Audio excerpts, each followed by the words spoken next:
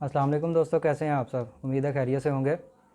दोस्तों आज ये जो मैं वीडियो बना रहा हूँ, ये इसका मकसद एक भाई के लिए स्पेशल ये मैं वीडियो बना रहा हूँ ताकि उनको कुछ बात मैं उनसे करना चाह रहा था जो कि जिसके लिए कि मुझे इससे बेहतर कोई तरीका नज़र नहीं आया। तो बात इस तरह से है कि 2 दिन पहले, जैसे कि आप लोग जानते हो, कि मैंने एक वीडियो अपलोड की थी जिसमें एक जो सोशल मीडिया पर एक गर्दिश कर रही है, एक लिस्ट जिसमें इसराइली ब्रांड्स और पाकिस्तानी ब्रांड्स के बारे में बताया जा रहा है। तो उसके बारे में मैंने कुछ बताया था, और उससे पहले भी 2 दिन पहले भी मैंने एक वीडियो अपलोड की थी जिसमें मैंने कुछ ब्रांड्स के बारे में क्लियर किया था कि ये जो ब्रांड्स हैं इनका ताल्लुक़ इसराइल के साथ नहीं है, डायरेक्टली इसराइल के साथ नहीं है। तो हाल ही में मेरी नज़र में से गुज़रा एक भाई ने उसके ऊपर कमेंट किया था। मुझे ये कहा था कि कुछ मेरे पे तनकीद की थी, और मुझे ये कहा था कि जो पेप्सी ब्रांड है इसके बारे में मैंने तहकीक नहीं की, और उन्होंने ये भी उस मैसेज में लिखा कि शायद मैं पैसे लेके ये जो वीडियो है बना रहा हूँ।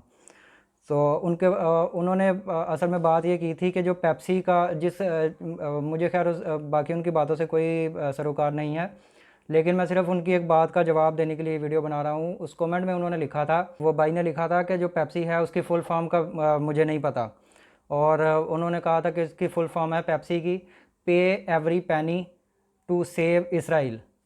तो आज ये मैं वीडियो बना रहा हूँ कि मैं उनको उनकी इसी बात का जवाब दे सकूँ।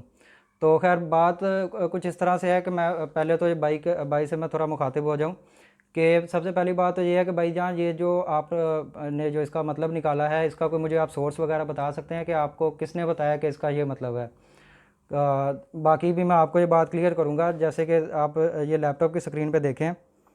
जब क्योंकि पहले मैंने ये भाई की बात सुनी तो मुझे भी डाउट हुआ कि शायद हो सकता है कि उनका ये मतलब हो। तो इसलिए मैंने जैसे कि मैं हर दफ़ा करता हूँ, मैंने गूगल पे रिसर्च की। गूगल सर्च में लिखा फुल फॉर्म ऑफ पेप्सी। तो ये देखें, ये सबसे पहला जो एक वेबसाइट आई है, इसी को ओपन कर लेते हैं।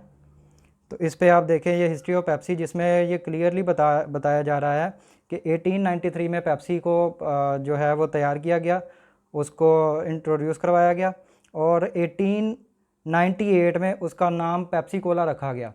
तो भाईजान, सबसे पहले तो आपकी इतला के लिए मैं ये बता दूं कि इसराइल 1948 में बना था, 1948 में, और पेप्सी कोला का नाम 1898 में यानी 1898 में रखा गया। तो आप मुझे आप ये बता सकते हैं कि आपने किस सोर्स के ज़रिए से आपने ये नतीजा अखज़ किया है कि ये पेप्सी का नाम ये है, पेप्सी के नाम का ये मतलब है जो आपने मतलब मुझे जो भी बताया।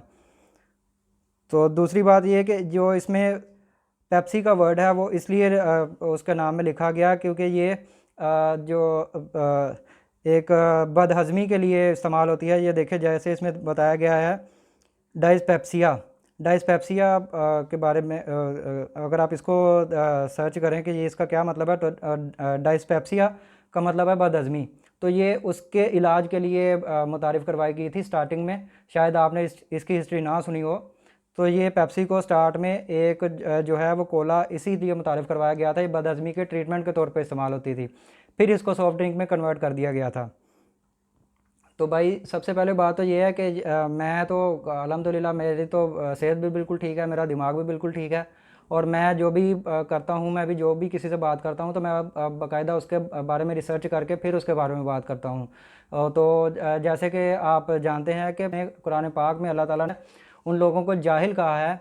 जाहिल किन लोगों को कहा है कि जो सोचते समझते नहीं हैं, तो और तहकीक नहीं करते।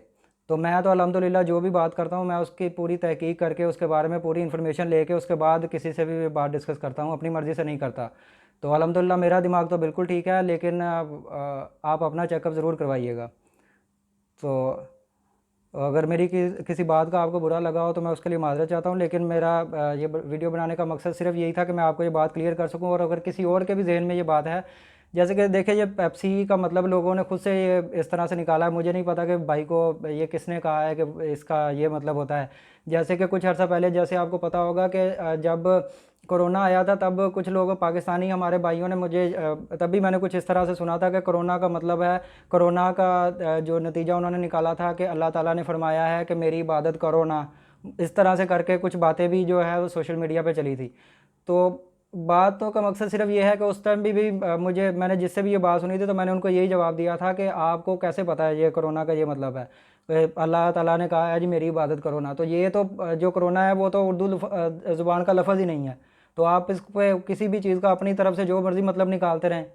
तो इसलिए बराए मेहरबानी कोई भी बात करने से पहले थोड़ी बहुत रिसर्च किया करें, और किसी की भी बात को सुन के डायरेक्टली उस पर रिएक्शन ना दिया करें। आपका बहुत शुक्रिया।